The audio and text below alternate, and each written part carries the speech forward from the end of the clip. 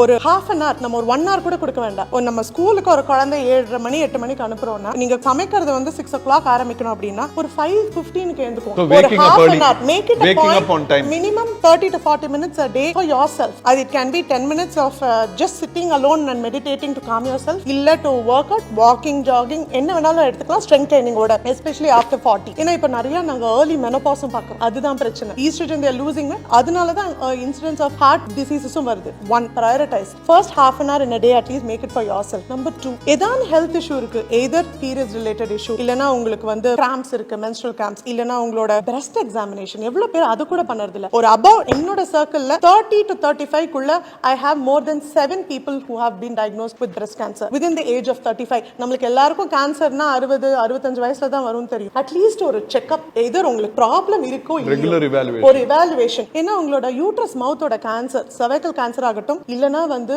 Uterine cancer ஆகட்டும், இல்ல ovarian கருமுட்டைப்பையோட cancer, கர்ப்பப்பை cancer, you cannot diagnose without an ultrasound. என்னன்னா symptoms are the same. இப்போ நமக்கு வயிறு கொஞ்சம் ஒபிசமா இருக்கு, அது எல்லாருக்குமே இருக்கும். நமக்கு சிசேரியன் பண்ணதானே வயிறு பெருசா இருக்கு, இல்ல எனக்கு எக்ஸசிவ் ப்ளீடிங் இருக்கு. யாருக்கு தெரியும் கர்ப்பப்பை வாயோட cancer excessive bleeding is one of the symptoms. அது நம்ம டாக்டர் கிட்ட போய் 40 இயர்ஸ்க்கு மேல அந்த பாப்ஸ்மியர்னு ஒரு டெஸ்ட் எடுக்கல, இல்ல நம்ம ஸ்கேன் பண்ணி ஒரு கருப்பையில நம்மளுக்கு ஏதாவது வந்து ஒரு கர்ப்பப்பையில ஒரு கட்டி இருக்குன்னு தெரியல, முட்டைப்பையில இருக்குன்னு தெரியல, regular checkup is a must. I think நம்மளோட ஹெல்த் ஒரு 40க்கு மேலனா ஒரு பேரலலா போறது இல்ல. குழந்தைங்க அப்பதான் டீனேஜ்க்கு வருவாங்க, அப்பதான் நம்ம லைஃப்ல செட்டில் ஆகும். கேரியரும் அப்படிதான் இருக்கும், நம்ம ஹெல்த்தும் அதே டைம்ல தான் பிக்கப்பும் ஆகும். I think 1, me time, 2, self examination, 3, not delaying to see the doctor. I think இந்த 3 விஷயம் உமனுக்கு ஒண்ணு பிரச்சனை இருந்தா இமிடியேட்டா நம்ம ஒரு டிசிஷன் எடுத்து வரணும். நம்ம இப்போ ஹஸ்பண்ட் கிட்ட கேட்டு அவர் ஊர்ல இருந்து வந்து எவ்வளவு பேர் என்கிட்ட டிலே பண்ணிருக்காங்க, ஹஸ்பண்ட் அப்ராட்ல இருக்காங்க, நான் வெயிட் பண்ணியிருந்தேன் அவருக்காக வந்து பாக்க. இல்ல டாக்டர்ங்களை பாக்குறதுக்கும் பயம். இப்போ வந்து புதுசா